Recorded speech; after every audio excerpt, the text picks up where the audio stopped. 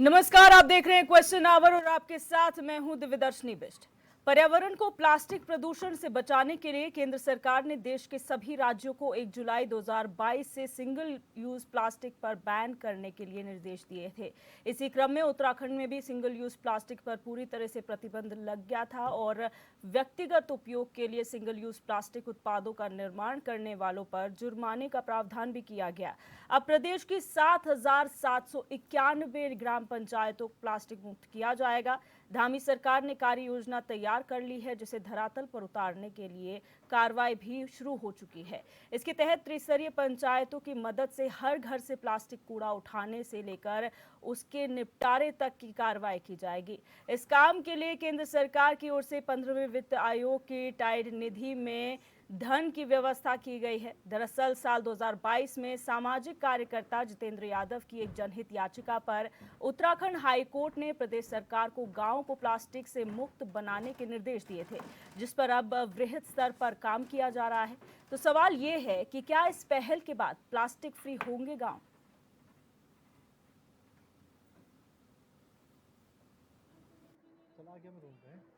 Court ने पूर्व में जो जनहित याचिका पिछले 1 वर्ष से चल रही है, जिसमें लगातार कोर्ट प्लास्टिक वेस्ट मैनेजमेंट की राज्य में मॉनिटरिंग कर रहा है, इसमें कोर्ट ने आखिर में जो रिपोर्ट्स आई थी स्टेट की, उसके आधार पर आदेश दिया था कि ग्रामीण क्षेत्रों में क्योंकि अभी भी प्रभावी सॉलिड वेस्ट मैनेजमेंट कूड़ा निस्तारण की कोई व्यवस्थाएं नहीं है, इसके लिए राज्य सरकार को आदेशित किया था कि 1 माह के अंदर, जो 19 मई को पूरा हो रहा है, ग्रामीण क्षेत्रों में प्राथमिक अवस्थापना सुविधाएं जो कूड़ा निस्तारण की वो उत्पन्न करें, उसकी व्यवस्थाएं करें और साथ में उनको प्रायोरिटी पर रखें। वहाँ पे solid waste collection centre, material recovery facility, इन सब का निर्माण किया जाना है और कोर्ट लगातार हर माह इस मामले में सुनवाई करके इन चीज़ों की प्रगति भी देख रहा है।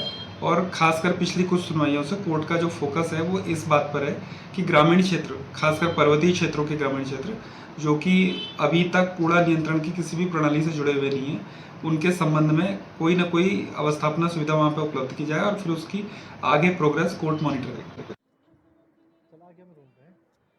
उत्तराखंड में भी प्लास्टिक मुक्त करने के लिए कई जगहों पर अभियान चलाया जा रहा है। 1 जुलाई 2022 को पूरी तरीके से सिंगल यूज प्लास्टिक पर बैन लगाया गया था। उसके बाद जहां भी प्लास्टिक पाया गया उन पर कार्रवाई की गई। बड़े बड़े जो मैन्युफैक्चरर्स हैं प्लास्टिक के, वहां पर पुलिस और प्रशासन का शिकंजा कसा, कई लाख का जुर्माना भी यहां पर लगाया गया और खुद लाइसेंस कैंसिल किए गए। उसके बाद एक जनहित याचिका दायर की गई थी गाँव को लेकर, जो गाँव में लगातार प्लास्टिक बढ़ता जा रहा है, उस पर हाईकोर्ट ने सुनवाई की और राज्य सरकार को निर्देशित किया कि गांव को भी प्लास्टिक मुक्त बनाया जाए, जिसे लेकर अब जो है वो कार्रवाई शुरू कर दी गई है। धरातल पर कार्य योजना उतारने की कार्रवाई की जा रही है धामी सरकार द्वारा और इसमें त्रिस्तरीय पंचायतें जो हैं अब सरकार की मदद करेंगी, जहां पर door to door waste collection किया जाएगा, ग्राम स्तर से लेकर ब्लॉक स्तर पर भेजा जाएगा, उसके बाद वहां पर उसका ट्रीटमेंट किया जाएगा और इस तरीके से प्लास्टिक मुक्त गांव को बनाया जाएगा। तो आज इसी मुद्दे पर हम चर्चा करेंगे कि क्या इस पहल से वाकई गांव जो हैं वो प्लास्टिक मुक्त हो पाएंगे, क्योंकि प्लास्टिक एक बहुत बड़ी चुनौती और बहुत बड़ी खतरा हमारे पर्यावरण के लिए है और लगातार पूरे देश में इसको लेकर अभियान चलाया जा रहा है। प्रधानमंत्री नरेंद्र मोदी ने 1 जुलाई 2022 से पूर्णतया जो है वो प्लास्टिक बैन करने की बात कही थी। तमाम राज्यों को ये निर्देशित किया गया था कि आप प्लास्टिक पे बैन लगाएं। उसके बाद से लगातार कार्रवाई की जा रही है।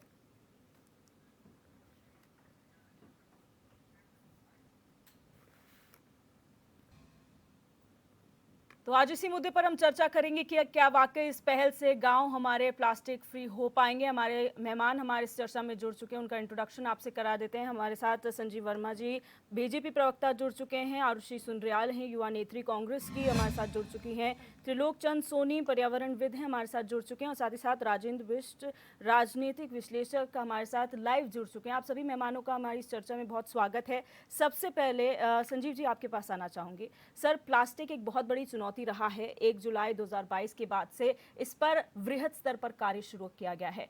क्या मानेंगे कि 2022 1 जुलाई से लेकर अब तक कितना आप लोग इस पर सही तरीके से सकारात्मक तौर पर निजात पा पाए हैं? देवी जी, देखिए, स्वच्छ भारत अभियान माननीय प्रधानमंत्री जी के द्वारा आरंभ किया गया और उसका पूरे देश भर में अपार जन समर्थन मिला। साथ ही माननीय प्रधानमंत्री जी ने कहा कि प्लास्टिक मुक्त भारत, और उसके बाद बात आई हम अपने राज्य की करें, तो प्लास्टिक मुक्त उत्तराखंड की बात हुई। और इस संबंध में समय समय पर बड़ी से बड़े कार्यक्रम किए गए, एक अवेयरनेस के कार्यक्रम किए गए, क्योंकि प्लास्टिक, सिंगल यूज प्लास्टिक हमारे पर्यावरण के लिए कितना बड़ा खतरा है। हम चाहे मानव में देखें, चाहे अपने पशु पक्षियों में देखें, चाहे जंगली जानवरों में देखें, और सभी, और सिंगल यूज प्लास्टिक का जो दुष्परिणाम अभी हमारे सामने आ रहे हैं, और जो हमारे आने वाली जो जनरेशन है उससे उनके ऊपर कितना बड़ा खतरा मंडराने वाला है, उसका हमारे जो पर्यावरण मित्र हैं समय समय पर सरकार को आगाह करते रहे हैं। सरकार को अपने जो इनके रिकमेंडेशंस हैं उनसे अवगत कराते रहे हैं, और सरकार भी उनके ऊपर काम कर रही है। और उसी कड़ी में अभी विगत 3 वर्ष पहले हमारे नगर निगम देहरादून के द्वारा 50 किलोमीटर की एक मानव श्रृंखला का भी आयोजन किया गया था, जिसमें पूरे देहरादून भर के लगभग 1 लाख से अधिक लोगों ने उसमें शिरकत करी, जिसमें स्कूली बच्चे थे और बच्चे, बूढ़े और जवान, हर एक आयु वर्ग के और हर वर्ग के लोगों ने उसमें से नो टू प्लास्टिक का जो एक नारा दिया था। और नगर निगम ने अभी समय समय पर जो प्लास्टिक का हम परित्याग करें, और उसके लिए उन्होंने कपड़े के बैग्स जन जन में बांटने का काम किया। और जितने भी हमारे व्यापारी भाई हैं उनसे भी आग्रह किया कि आप प्लास्टिक का देना बंद करें, और जनता से एक आह्वान करें कि अपने घरों से थैले लेकर आएं। और मैं सोचता हूँ जनता ने उसमें बढ़ चढ़कर सरकारों का भी सहयोग किया है, और व्यापारी और जो हमारे उपभोक्ता, उन दोनों ने प्लास्टिक के निवारण के लिए एक अपनी बहुत बड़ी भूमिका निभाई है। सोनी जी, मैं आपके पास आऊंगी। जिस तरीके से आप पर्यावरणविद हैं, पर्यावरण के रखवाले हैं और पर्यावरण की चिंता करते हैं, आपको क्या लगता है जो पहल की जा रही है सिंगल यूज प्लास्टिक को बैन करने की, उसके बाद कार्रवाइयां हो रही है, क्या आपको लग रहा है इसका असर कुछ पड़ रहा है पर्यावरण पर? हाँ, सबसे पहले तो आपको नमस्कार। देवभूमि उत्तराखंड जो बहुत खूबसूरत है, यहाँ की प्राकृतिक छटाएं जो हमारे देश के अन्य कोनों से हैं उनको आकर्षित करते हैं।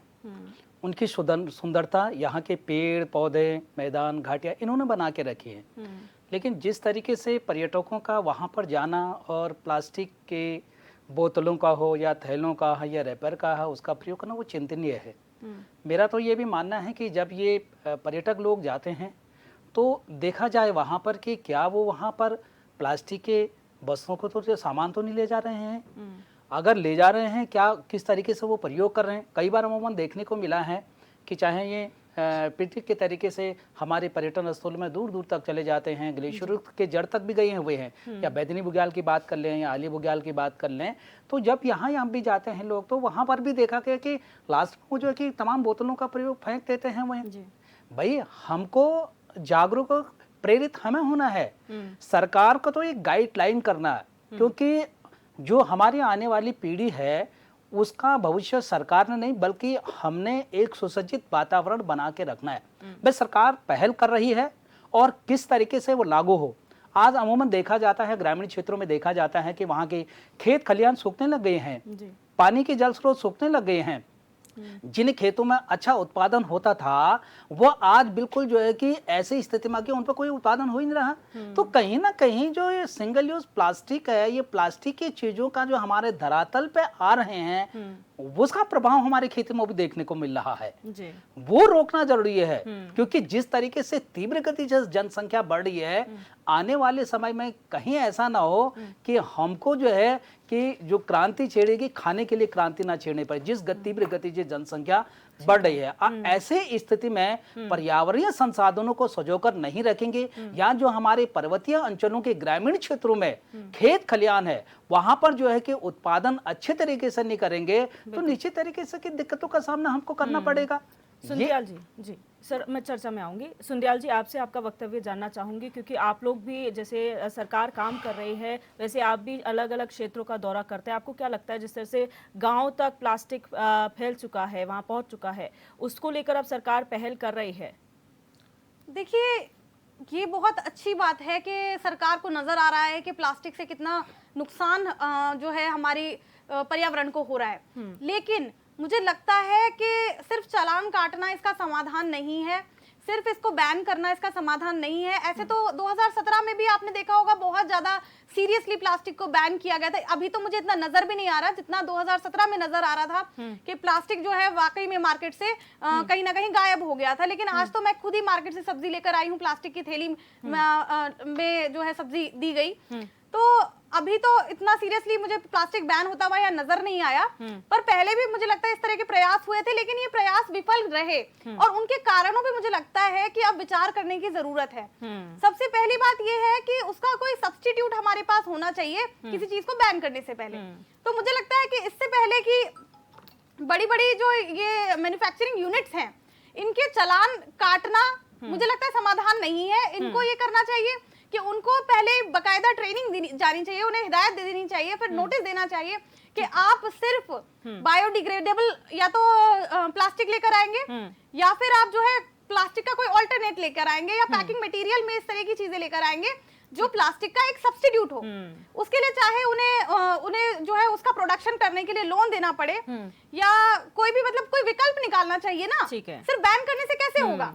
जब तक विकल्प नहीं निकलेगा तब तक प्लास्टिक का एंड नहीं है, क्योंकि अगर प्लास्टिक की बोतल में पानी आ रहा है तो प्लास्टिक की बोतल में ही आ रहा है, उसे आप कागज की थैली में नहीं ला सकते ना। तो जब तक आप कोई पेट बोतल या कोई बायोडिग्रेडेबल उसका जो सब्स्टिट्यूट नहीं लेकर आएंगे तब तक उसे बैन करना प्रैक्टिकली पॉसिबल नहीं है। और यही प्रयास बार बार किए जा रहे हैं और ये प्रयास बार बार विफल हो रहे हैं। राजेंद्र बिजी सर, आप अगर मुझे सुन पा रहे हैं, जिस तरीके से एक बार फिर सिंगल यूज प्लास्टिक को पूर्णतया गाँव से अब बैन करने की कोशिश की जा रही है और इस बार सिर्फ बैन नहीं बल्कि ट्रीट करने की बात कही जा रही है, उसको लेकर क्या कहेंगे आप?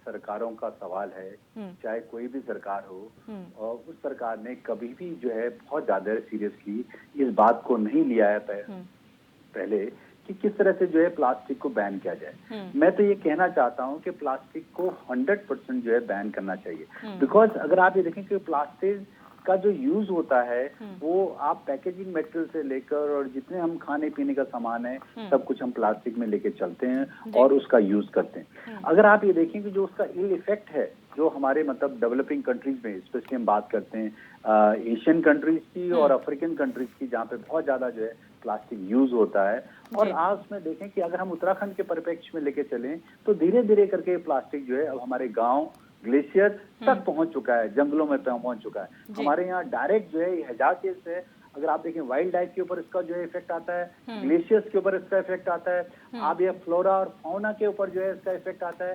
ह्यूमन की बात तो आप छोड़ दीजिए। और ये एक साइकिल है, ये एक जो है अगर आप ये देखें इन्वायरमेंटल साइकिल है। अगर जहाँ पे भी हम उसके साथ छेड़छाड़ करेंगे तो हमें बहुत सारे जो है उसकी इल इफेक्ट देखने को मिलेंगे। तो मेरे कहने का मतलब ये है कि plastic should be ban from the day one. और प्लास्टिक का सिर्फ उत्तराखंड में यूज का मतलब ही नहीं उठता है। और मुझे ये कहना चाहिए कि कोई भी प्लास्टिक यहाँ पे यूज नहीं करना चाहिए। बिल्कुल।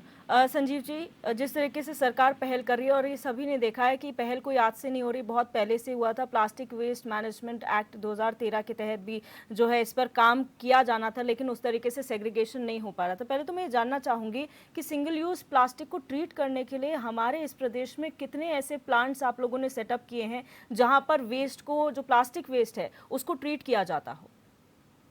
देवी जी देखिए, जो हमारा इस समय शीशमबाड़ा में वेस्ट मैनेजमेंट का प्लांट है, तो उसमें जो अलग अलग मशीनें लगी हैं वो तमाम जितना भी कूड़ा होता है उसमें सेग्रीगेशन का काम होता है वहाँ पर।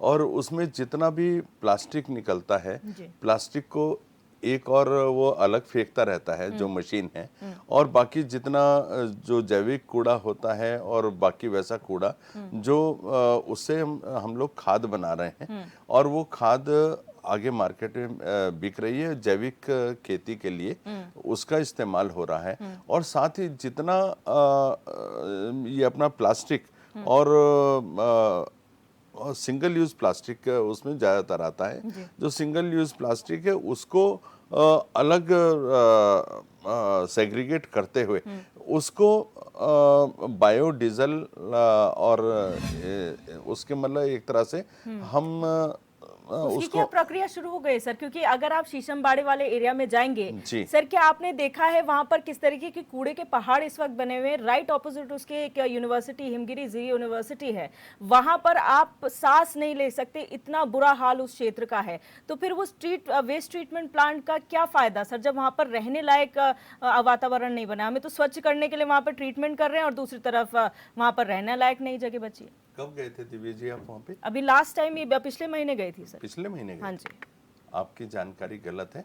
आप यदि मेरे को कहते हैं कि हम 6, 7, 8 महीने पहले गए थे, बरसात से पहले गए थे, तो मैं आपकी बात को स्वीकार कर लेता कि आपकी बात में दम है, आप सही बोल रहे हैं। अभी 6, 7, 8 महीने पहले वहाँ पर इस थोड़ा सा कुछ प्रॉब्लम्स क्रिएट हुई थी, जिस पर पूरे के प्रशासन के द्वारा और जितने हमारे मेयर साहब और जितने हमारे तमाम अधिकारी हैं, MNA हैं, उन्होंने उसके ऊपर एक त्वरित कार्यवाही करते हुए वहाँ पर जो भी अव्यवस्थाएं पहले अव्यवस्थाएं मैंने इस करके बोला कि कूड़े को सेग्रीगेट करने का एक जो तंत्र था उसमें कुछ प्रॉब्लम्स आ रही थी, तो उन तमाम मशीनों को अपडेट किया गया है और वहां पर आज की तारीख में आप जाके देखिए किसी प्रकार की कोई बदबू नहीं। हाँ, आपने कहा कूड़े के पहाड़, तो प्लास्टिक एक ऐसा चीज है जो कभी समाप्त होता ही नहीं और पर्यावरण मित्रों का जो जितने हमारे साइंटिस्ट हैं जो एक अपनी गहरी चिंता लगातार व्यक्त कर रहे हैं कि प्लास्टिक एक ऐसा तत्व है जो अगर धरती के अंदर भी चला जाएगा तो वहां पे भी अगले 100-200 साल तक बिल्कुल यथावत रहने वाला है। और बाकी जो कूड़ा है उसको हम एक रिसाइकल करके अलग अलग शेप दे रहे हैं। वहां पर जैविक खाद की, जैसे मैंने आपको बताया, जैविक खाद बन रही है और बाकी का अलग अलग उसमें इस्तेमाल हो रहा है। लेकिन प्लास्टिक अपने आप में एक विकराल समस्या है जिसका एक सबसे जो महत्वपूर्ण उपाय है वो है अवेयरनेस। हम अपने आप ही कूड़े को उसकी शुरुआत हम अपने घर से करें, स्वयं से करें कि आज के बाद हमने प्लास्टिक की ना थैली का इस्तेमाल करना है, ना प्लास्टिक के डिस्पोजल का इस्तेमाल करना है, और हम इस्तेमाल करेंगे तो कपड़े के थैले का करेंगे और ऐसे हैंडलिंग के लिए उन चीजों का हम इस्तेमाल करेंगे जो रिसाइकल किए जा सके। सोनी जी, आपको क्या लगता है, जैसे कि संजीव जी ने बताया कि वो प्लास्टिक सेग्रीगेट होता है लेकिन वो क्योंकि ख़त्म नहीं हो पाता, इसलिए उसका क्या किया जाए, किस तरह से वो सिर्फ अवेयरनेस लाई जा सकती है? क्या जो बड़ी मेट्रोपॉलिटन सिटीज़ हैं जिस तरीके से प्लास्टिक को रिसाइकिल करके अलग अलग चीज़ों में कन्वर्ट किया जाता है, यहाँ तक कि आजकल बिटुमिन की जगह प्लास्टिक यूज़ होता है सड़कें बनाने के लिए, ये भी एक पहल की गई थी अलग स्टेट्स में, तो क्या उस तरीके का कुछ नहीं किया जा सकता? बिल्कुल। यहाँ पर मैंने तो आज के ही मैं आपको एक दृश्य बताना चाहूँगा कि मैं टिहरी से जब देहरादून के लिए आ रहा था कि लोग बारात से घर के लिए जा रहे थे, तो प्लास्टिक की जो थैलियाँ होती हैं उसमें जो है कि वो अपने घरों के लिए खाना ले जा रहे थे, दाल चावल ये ले जा रहे थे जी। तो जिस तरीके से शहरों में ये चीज़ें फैली हुई हैं वो तो धीरे धीरे गाँव की ओर जा रहे हैं। और समाधान की अगर हम बात करते तो समाधान क्या निकल रहा है भाई? 2-4 दिन अगर कोई चीजें आ रही हैं समाज में, फिर आज भी आप जाएंगे तो वो प्लास्टिक तो मिल ही रहा है, क्यों ना पूर्णतः प्रतिबंध लग रहा है उस पे। तो फिर एज ए पर्यावरणविद आपका क्या सुझाव है कि क्या और होना चाहिए, क्या ऑल्टरनेट हो सकता है प्लास्टिक? बिल्कुल बिल्कुल, जो है कि जिस तरीके से हमारे पूर्वजों की परंपरा रही है झोले की, आप जैसे कहीं मॉल में जाते हैं, कहीं सामान खरीदने जाते हैं, आप प्लास्टिक का के बजाय जो है कि कपड़े का झोला बनाइए, उसमें जूट का थैला बनाइए, उसमें पुरानी अपनी परंपराएं लानी पड़ेंगी, तभी ये चीजें बच के, वरना आदमी इतना शान शौक गोला हो गया, झोला ले जाने में उसको शर्म लगती है बाजार में जाने के लिए। इसलिए जो प्लास्टिक की चीजें हैं वो घर में लेके आ गए। उस प्लास्टिक के चीजों से 3 चीजें प्रभावित हो रही है। जहां हमारा स्थल प्रभावित हो रहा है, वहीं हमारा जल भी प्रभावित हो रहा है, वहीं वायु भी प्रभावित हो रही है। ये तीनों चीजें प्रभावित हो रही हैं इस प्लास्टिक से।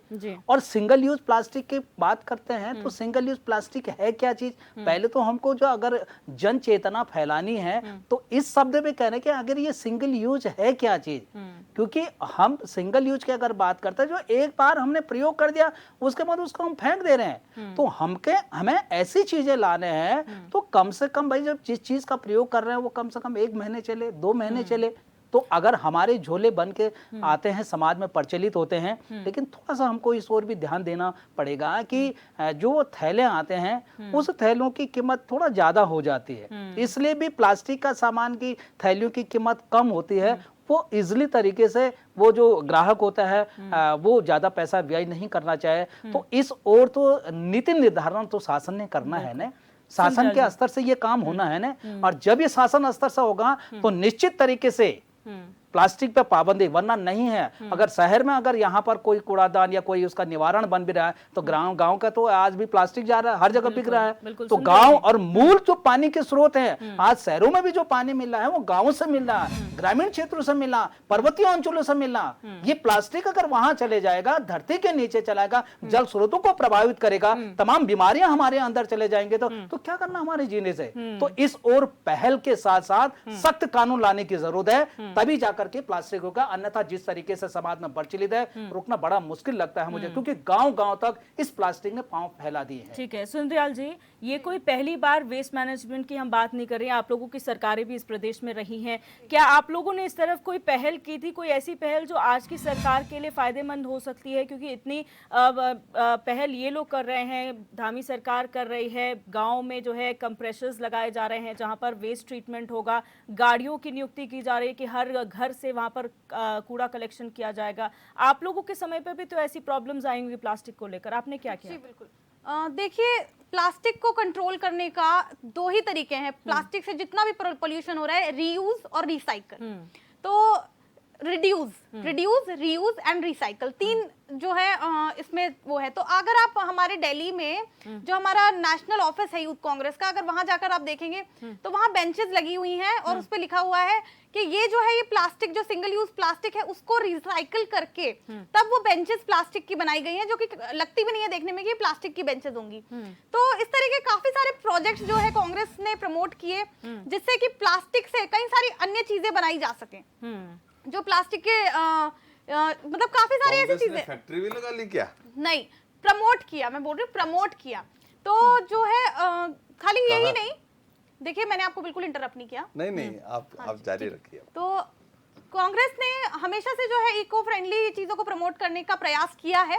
और अगर मैं बात करूं कि जो ये बीजेपी ने पहले भी इसको लेकर आए, लेकिन मुझे लगता है उसके बाद इन्होंने खूब ढिलाई कर दी। पहले इन्होंने बैन किया, चालान काटे, लेकिन ये मुझे लगता है हफ्ता वसूलने का तरीका तो नहीं बना लिया। मैं वही तो आपसे जानने की कोशिश कर रही हूँ सुंदरयाल जी कि कम से कम इन्होंने बैन करने की तो कोशिश की, कम से कम इन्होंने चालान करने की कोशिश की।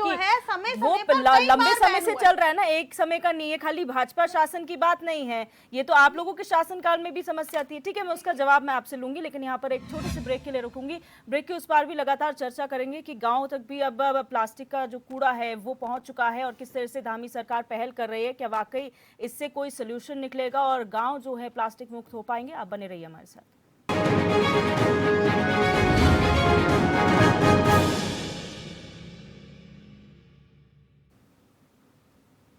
ब्रेक के बाद आप सभी का एक बार फिर से स्वागत है हमारी चर्चा में। लगातार हम चर्चा कर रहे हैं कि आखिर गांव तक कूड़ा जो फैल चुका है प्लास्टिक का, उससे कैसे मुक्ति पाए जाए और किस तरीके से सरकार अपनी तरफ से प्रयास कर रही है। जहां पर 7,000 से ज्यादा जो नगर पंचायतें हैं वहां पर अब प्लास्टिक को मुक्त करने की किस तरह से कवायद चल रही है। आरुषि सुंदरयाल जी, आप अपनी बात पूरी करें, फिर उसके बाद मैं अगले मेहमान पर जाऊंगी।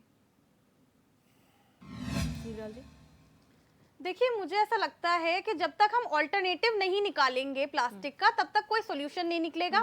तो जिन चीजों में ऑल्टरनेटिव निकल सकता है, पहले मुझे लगता है मैन्युफैक्चरिंग से हमें स्टार्ट करना पड़ेगा, क्योंकि अगर मार्केट में प्रोडक्ट आएगा तो कस्टमर तक तो जाएगा ही जाएगा, और उसके बाद उसका वेस्ट मैनेजमेंट करना और मुश्किल हो जाएगा। तो मुझे लगता है पहले हमें प्लास्टिक की क्वांटिटी को रिड्यूस करना चाहिए और जितनी भी मैन्युफैक्चरिंग यूनिट्स हैं जिसमें जितना पॉसिबल हो ऑल्टरनेटिव प्लास्टिक का निकालना चाहिए।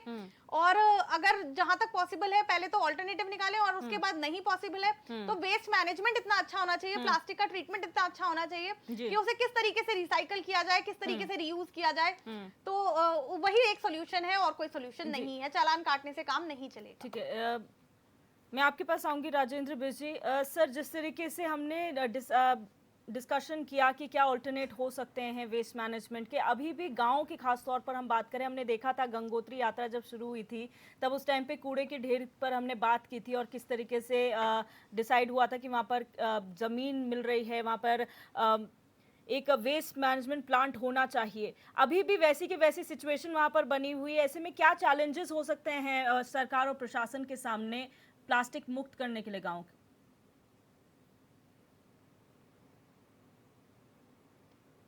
राजेंद्र जी, आप सुन पा रहे हैं मुझे? तो टेक्निकल इशू की वजह से आवाज़ उन तक नहीं पहुंच पा रही है। मैं आप ही के पास आऊंगी।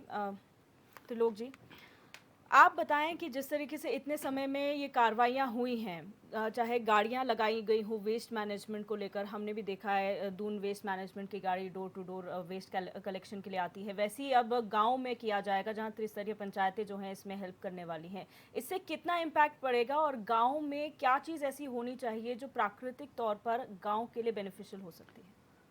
हम लोगों की तो जो ग्रामीण क्षेत्र हैं इस प्लास्टिक ने हमारे रोजगार भी छीने हुए हैं। आपने देखा होगा कि जब हम ग्रामीण क्षेत्रों में हैं तो एक सोल्टा होता है और उस सोल्टे से हम घास भी लाया करते हैं, डालियां होती हैं, उस खेतों का काम भी क्या करते हैं। लेकिन इस प्लास्टिक आने से जैसा आपने देखा होगा केदारनाथ यात्रा में कंडी बना दिए हैं लोगों ने। जिस काम को हमारे सोल्टे ने काम करता था वो कंडी ने छीन लिया है। जो पत्तल है, पत्तलों का जो प्लास्टिक का था, जो रोजगार हमारे गांव के महिलाओं को मिला करता था या गांव के लोगों को मिला करता था, हमारे गांव में तो ये परंपरा भी रही है कि जहां पर जो है कि जब शादी विवाह होते हैं तो शादी विवाह में जो है कि जैसे हमारे यहाँ दो बार जो है कि पंच स्नान, वो मंगल स्नान होता है। एक पहले दिन होता है, एक दूसरा। जो पहले दिन का पंच स्नान होता है वो उसका जो है कि नहलाते हैं बच्चे को। तो उस दिन क्या करते हैं, 5 या 7 पूड़े बनाते हैं, पत्तल लगाते हैं और उन पत्तलों को शुभ माना जाता है।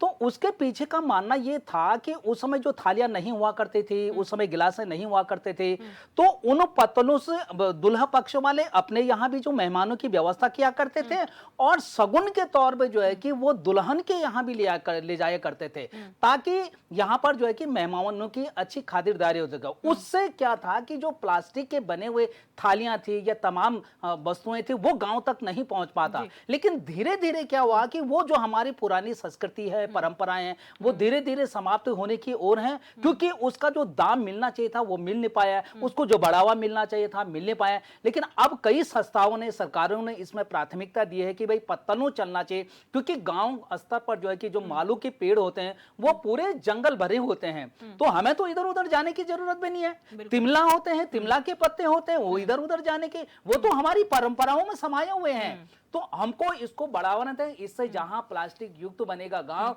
वहीं जो कि गांव के लोगों को रोजगार मिलेगा, पलायन जैसी समस्याएं उत्पन्न नहीं होगी, हमारे रिंगाल के क्षेत्र में बढ़ावा मिलेगा। तो निश्चित तरीके से पहल और प्रोत्साहन के लिए सरकार को इस ओर आगे आने की जरूरत है। राजेंद्र बिज जी, सर आप अगर मुझे सुन पा रहे हैं तो जो सवाल मैंने आपसे पहले किया था मैं दोहरा देती हूँ। हमने देखा था गंगोत्री यात्रा जब शुरू हुई थी तो मुख्य द्वार पर जो है कूड़े के ढेर लगे थे, जो कहीं ना कहीं अभी भी बरकरार है, अभी भी हटाए नहीं गए हैं। चैलेंजेस के नाम पे बहुत सारी प्रॉब्लम्स हैं, जमीन नहीं मिल पा रही है जहाँ पर आप सेग्रीगेशन प्लांट लगा सकें या फिर ट्रेंचिंग ग्राउंड बना सकें। तो ऐसे में अगर ये पहल शुरू की जा रही है जहाँ पर वेस्ट मैनेजमेंट की गाड़ियाँ प्रोवाइड की जा रही हैं ग्रामीण क्षेत्रों में, गाँव में, जहाँ डोर टू डोर कलेक्शन होगा, कितने चैलेंजेस सरकार के सामने और प्रशासन के सामने इसमें आ सकते हैं?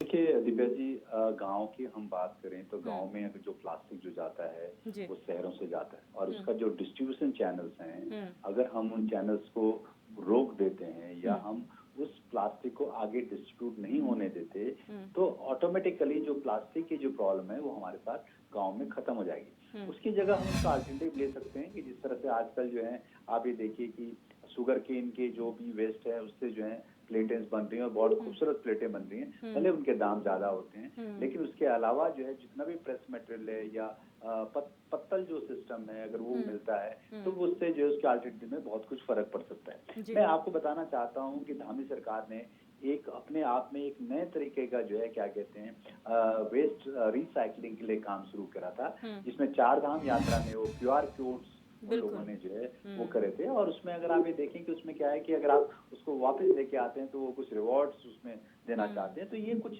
जो मोटिवेशनल जो फैक्टर है वो धामी सरकार कर रहे हैं और ये बड़ा उल्लेखनीय काम है एनवायरनमेंट के उसमें। लेकिन मेरे कहने का मतलब ये है कि इसके अलावा जैसे हमारे IIP इंस्टीट्यूट है देहरादून का जो स्पेशली पेट्रोलियम प्रोडक्ट्स के ऊपर काम करता है, उसने भी जो है काफी सारे अल्टरनेटिव्स में जो है उसको करा है और रिसाइकलिंग रीयूज की जो है जो हम बात कर रहे हैं उसमें भी काम करा है। लेकिन अल्टीमेटली देखिए जो मैं आपको कहना चाहता हूँ कि अगर हम उत्तराखंड जो हमारा इन्वायरमेंटल फ्रेजाइल स्टेट हम जिसको कहते हैं, अगर हमने उसको बचाना है तो सबसे पहले तो हमें जो है जो भी सिंगल यूज प्लास्टिक है उसको बैन करना होगा। नंबर 2, जो भी इसका डिस्ट्रीब्यूशन चैनल्स है उनको वीकन करना है और उसको हमने डिस्करेज करना है, वो बहुत इंपॉर्टेंट है। जो हमारा तीसरी जो सबसे खास बात है, जो हमारा इन्वायरमेंटल जो हमारा डिपार्टमेंट है, जो हमारा पॉल्यूशन कंट्रोल बोर्ड है, वो जो कि जिसे कहते हैं कि it's a big elephant in Uttarakhand, जो कि काम नहीं करता है और सिर्फ लोग जो है लाखों करोड़ों रुपए की जो है सैलरी जो है खा रहे हैं और उस भ्रष्टाचार का जो अड्डा है उसको किसी न किसी तरीके से हमने उसको सही करना है। तो ये जो सारी चीजें हैं जो अगर जिस तरह से धामी सरकार इसके ऊपर काम कर रही है, मोटिवेशनल काम कर रही है, लोगों को अवेयर कर रही है, वो बहुत फर्क है। और जो सबसे खास बात मैं ये आपसे जो कहना चाहता हूँ कि जो भी हमारे जो यात्री लोग आते हैं बाहर से या जो भी टूरिस्ट लोग आते हैं, हम उनसे क्यों ना जो है हम इन्वायरमेंटल सेस के नाम पे हम उनसे जो है चार्ज करें और उनको बताएं, जो भी ड्राइवर्स हैं जिस गाड़ियों में वो आते हैं उनको हम करेंगे भाई Uttarakhand is single use plastic free है, तो आपको नहीं ले जाना। मैं तो आपको एग्जांपल देना चाहता हूँ कि अगर आप नैनीताल कीजिए, नैनीताल में 100% सिंगल यूज प्लास्टिक जो है बैन है और वहाँ पे अगर आप नैना देवी टेम्पल में भी जाते हैं या कहीं जाते हैं तो आपको प्लास्टिक कहीं नजर नहीं आता। तो ये अपने आप में बहुत बड़ी बात है। इस तरह का उदाहरण हमारे बीच में हमारे उत्तराखंड में हम बाकी शहरों में बाकी गाँव में क्यों नहीं कर पाते हैं। एक चीज मैं आपसे यहाँ पर ये जानना चाहूंगी सर, प्राइसिंग की बात हो रही थी क्योंकि जो बाकी ऑल्टरनेटिव्स डिसाइड होते हैं, चाहे बैम्बू का यूज हो बॉटल्स बनाने के लिए, जूट बैग्स हो या फिर कपड़े के बैग्स हो, ये थोड़े से एक्सपेंसिव पड़ते हैं, इसीलिए लोग शायद या दुकानदार खुद भी इसे खरीदना नहीं चाहते और प्लास्टिक का यूज करते हैं। तो उसकी प्राइसिंग के लिए किस तरीके से काम किया जा सकता है? कन्वीनियंस की बात पे आज हमारा माइंडसेट क्या है कि मैं कोई भी व्यक्ति अगर सब्जी लेने जाता है ना, तो आप ये समझ लो उसको जो प्लास्टिक चाहिए, लेकिन जब आप उसको प्लास्टिक नहीं दोगे, उससे कभी अपना थैला लेके आएंगे या आपके पास कुछ और थैले लेके आए, तब भी लोग यूज करते हैं। मेरे कहने का मतलब ये कुछ नहीं है। इन्फोर्समेंट अगर आपका है तो ये आपके ऊपर होगा। आप ये जानते हैं हिंदुस्तान में जो डेमोक्रेसी है, डेमोक्रेसी का लोग गलत फायदा उठाते हैं। लोग क्या कहते हैं कि चलता है, चलने वाली जो बात है ना उसके ऊपर हमें जो है किसी तरह से उसको रेस्ट्रिक्ट करना पड़ेगा कि अब उत्तराखंड में ये नहीं चलने वाला जो मामला है ये नहीं चलेगा। तो सरकारें इसमें बहुत कुछ कर रहे हैं, बट सरकार को भी स्ट्रिक्ट एक्शन लेना पड़ेगा। जो हमारा इन्वायरमेंटल पॉल्यूशन कंट्रोल बोर्ड है, जो हमारे इन्वायरमेंटल डिपार्टमेंट है, जो मिनिस्ट्री है, वो क्या काम कर रही है। सिर्फ धामी साहब कितना काम करेंगे, मुझे तो नहीं लगता कि धामी साहब बेचारे कितना काम करेंगे।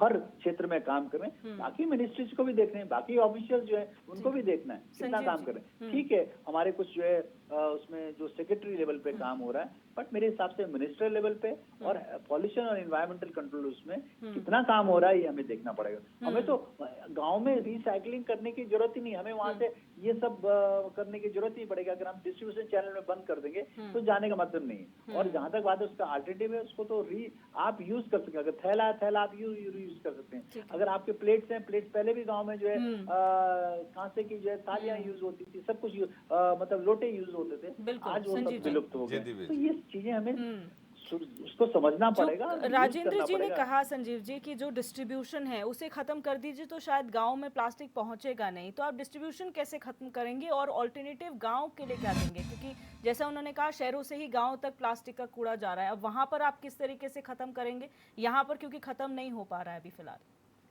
देवी जी देखिए, सरकार नियम बना सकती है, नीति बना सकती है और उसको कड़ाई के साथ इम्प्लीमेंट कर सकती है, लेकिन उसमें हमारी आपकी सबकी भूमिका भी एक बहुत महत्वपूर्ण स्थान रखती है।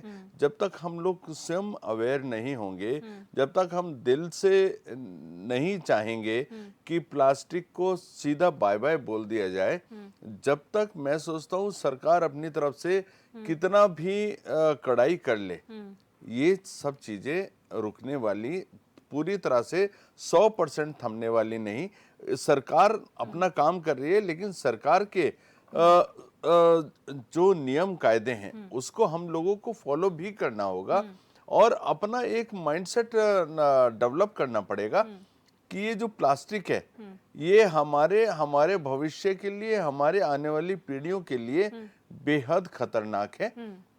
और इससे हम सरकार के जो कार्यक्रम है उनका भी हम लोग अच्छे से पालन कर सकते हैं। आने वाला जो अपना भविष्य है उसको भी हम संवार सकते लेकिन हैं। यहाँ पर फिर अधिकारियों की जो कार्यशैली उस पर सवाल उठते हैं, क्योंकि जैसे कि राजेंद्र बेशी ने कहा कि जो एनवायरमेंटल विभाग है या फिर मंत्रालय है और जो एनजीटी है किस तरीके से काम कर रही है स्टेट में, वो सभी देख रहे हैं, तो उनकी फंक्शनिंग ज़्यादा क्यों नहीं बढ़ाई जा सकती?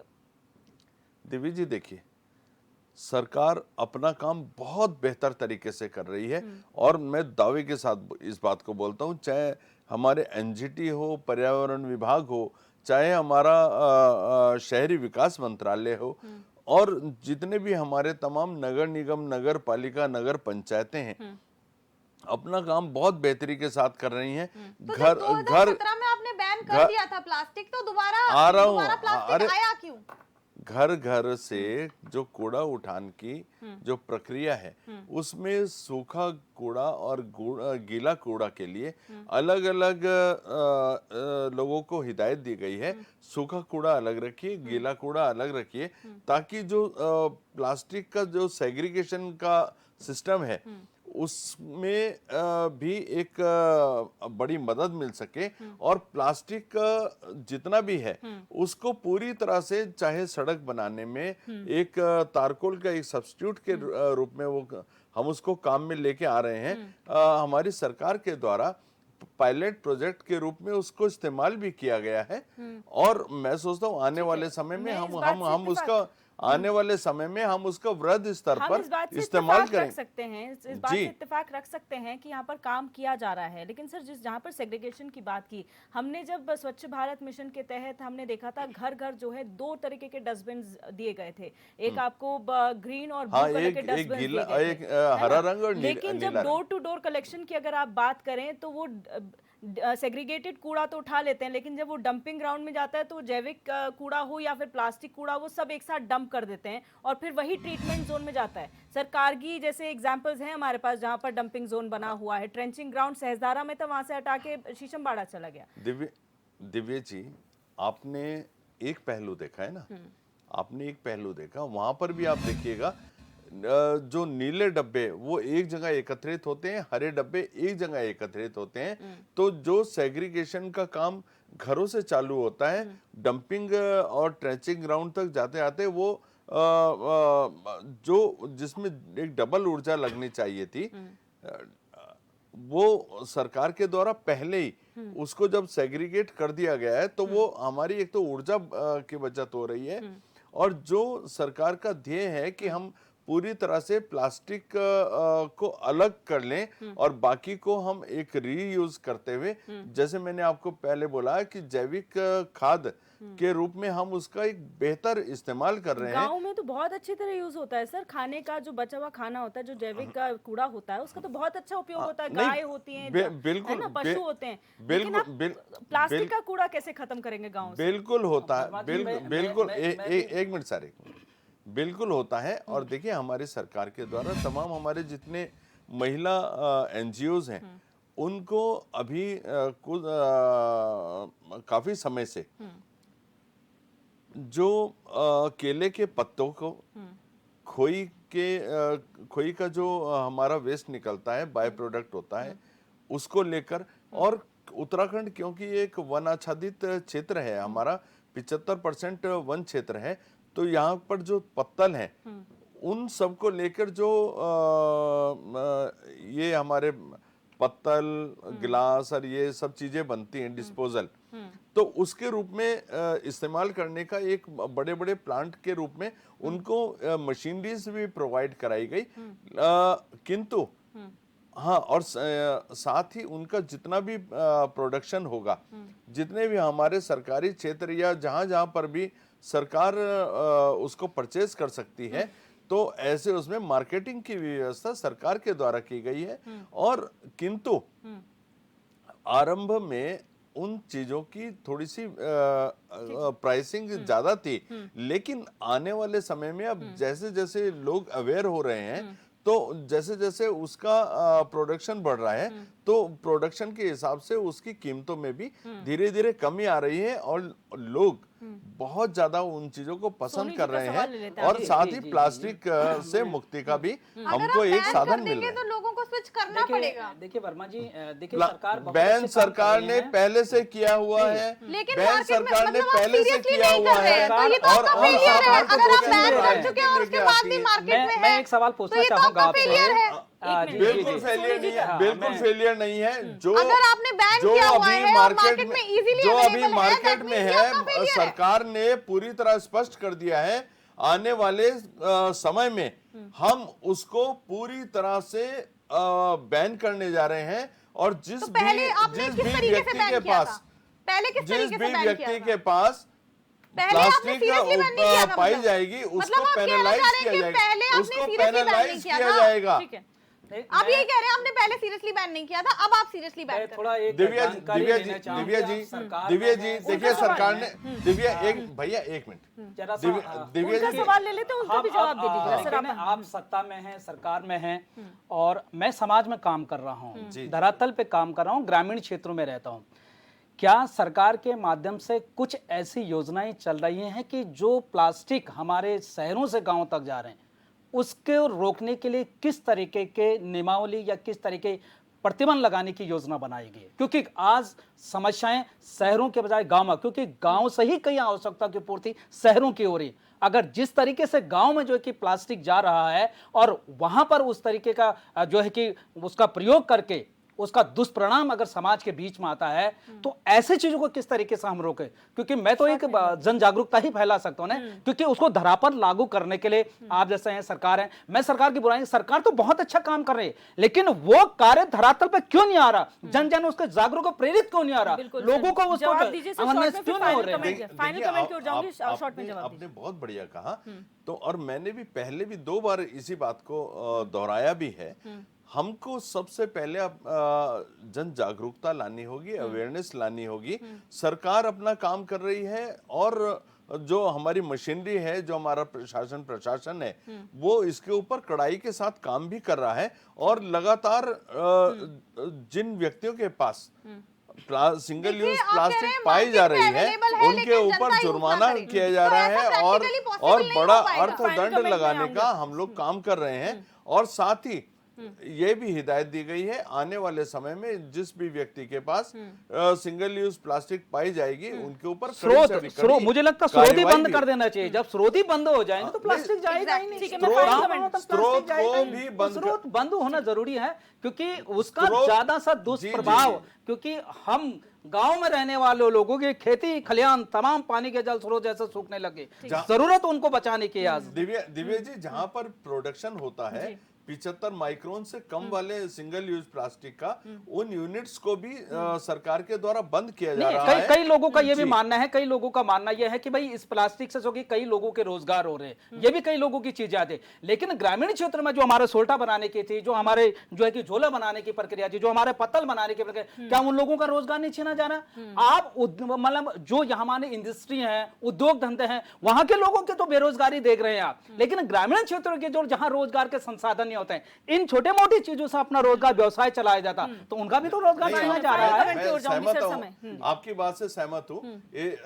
जो प्लास्टिक को बैन करने से आपने जैसे कहा, तो वो इंडस्ट्रीज को डाइवर्सिफाई हम लोग करेंगे, ताकि रोजगार भी बना रहे और जिस चीज की आवश्यकता है मार्केट में उसकी आपूर्ति भी करें और हम प्लास्टिक से निजात भी पा फाइनल कमेंट की ओर चलूंगी मैं। राजेंद्र बिज जी, सबसे पहले आपसे फाइनल कमेंट लूंगी सर। शॉर्ट में इसका निष्कर्ष आप क्या निकालते हैं कि जो फैसला लिया जा रहा है कि अब जल्द ही कार्य योजना धरातल पर लाई जाएगी, गांव से प्लास्टिक हटाया जाएगा?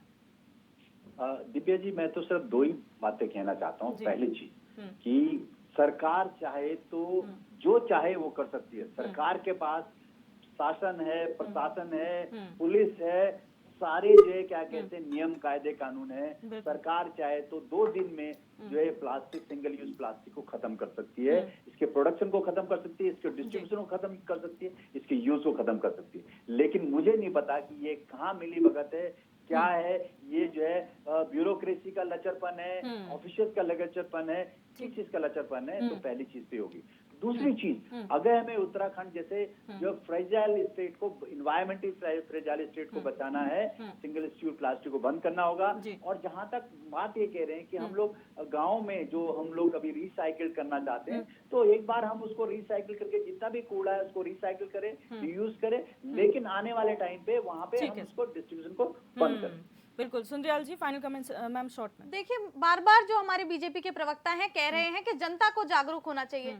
जी, जनता कैसे जागरूक होगी? जनता बिल्कुल होना चाहिए, लेकिन जनता तो पूरे दिन फोन में रील स्क्रॉल कर रही है, उसको तो कोई मतलब ही नहीं है। फाइनल कमेंट लेकिन आप खुद बैन नहीं करेंगे। 2017 से आप लगे हुए हैं, बैन कर रहे, चलान काटते हैं, घर बैठ जाते हैं, चलान काटते हैं, घर बैठ जाते हैं। तो ऐसे काम नहीं चलेगा। आपको बैन करना है, आप सीरियसली बैन कीजिए, सप्लाई बंद कीजिए। जितने प्रोडक्शन यूनिट्स हैं उनके आप चलान काट के मत छोड़िए, आप उन्हें सख्त हिदायत दीजिए कि आप इसको स्विच कर लीजिए। आपको इसका जो ऑल्टरनेटिव है, या तो आप वो निकालिए या तो आप इसे बंद कर दीजिए। तो जब तक आप बंद नहीं करेंगे तो कोई सॉल्यूशन नहीं निकलने वाला। सोनी जी, शॉर्ट में फाइनल कमेंट। प्रदेश में अगर सुंदरता, स्वच्छता और पॉलिथीन प्रदूषण मुक्त बनाना है तो हमको सरकारों से ऊपर उठ कर भी काम करना पड़ेगा। सरकारों की इसमें जो है कि अहम भूमिका निभानी पड़ेगी। जो भी पार्टियां हैं आज जनहित में काम करें, यानी कि मैं इस पार्टी का हूं, पार्टी को छोड़ करके मानव हित में काम करें। मेरा तो यही प्रयास है कि जो वर्तमान समय में जो हमारे जो प्लास्टिक का जो स्रोत है गांव से, शहरों से गांव के, उसमें पाबंदी लगाई जाए। हमारे जो यहाँ पर उत्पादन चाहे रिंगाल के क्षेत्र में हो, झोले बनाने के हैं या पतल बनाने, इनको बढ़ावा दिया जाता है तो निश्चित तरीके से जो है कि प्लास्टिक मुक्त को जो है कि देवभूमि मेरा पहाड़ उत्तराखंड होगा। बिल्कुल। Sanjeev ji, final comment sir, क्या संदेश देना चाहेंगे कि किस तरीके से काम किया जाएगा इस योजना के तहत? देवी जी, देखिए, मैं तमाम उत्तराखंड की जनता से आग्रह और अपील भी करता हूं। प्लास्टिक हमारे लिए बेहद खतरनाक है, पर्यावरण के लिए, चाहे आने वाले हमारे भविष्य के लिए। तो मैं तमाम जनता से आग्रह और अपील करता हूं, घर से कपड़े का झोला लेकर चलें। ये एक हमारी शान भी है, हमारी परंपरा भी है। और मैं सोचता हूँ इससे हम प्लास्टिक को बाय बाय भी, एक परमानेंट बाय बाय कर सकते हैं। और प्लास्टिक को त्यागिए और कपड़े के झोले का या जूट के झोले का इस्तेमाल आप करें। बिल्कुल। आप सभी मेहमानों का इस चर्चा में जुड़ने के लिए बहुत बहुत शुक्रिया। तो आज इस चर्चा में हमने जाना कि किस तरह से कूड़े का स्रोत जो है वो बंद किया जाना चाहिए। बहुत सारे सजेशंस यहाँ पर हमें गेस्ट की तरफ से मिले और हम उम्मीद करेंगे जो पहल की जा रही है वो धरातल पर उतरे और वाकई जो इस प्रदेश के गाँव हैं वो सुंदरता उनकी बरकरार रहे और वो प्लास्टिक फ्री हो सके। फिलहाल क्वेश्चन आवर में मेरे साथ बस इतना ही। आप देखते रहिए HNN 24/7, जुनून सच दिखाने का।